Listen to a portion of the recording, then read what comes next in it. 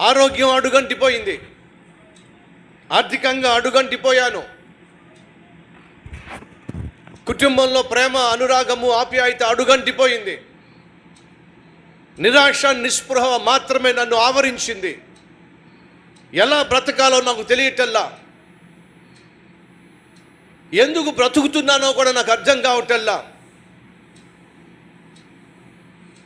ఇలా అడుగంటిపోయిన జీవితం ఎంతకాలం? ప్రశ్నించే వారికి శుభవార్త.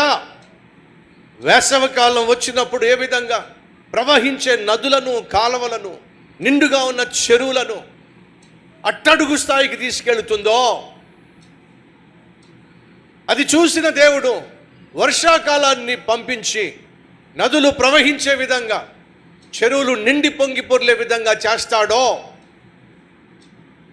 ప్రకృతి పట్ల దేవుడు ఇంత కనికరము, కృప చూపిస్తున్నట్లయితే, మక్కువతో తన పోలికన చొప్పున చేసుకున్న నీ పట్ల, నీ కుటుంబం పట్ల దేవుడు ఎందుకని అత్యధికమైన కృప, కనికరము చూపించడో?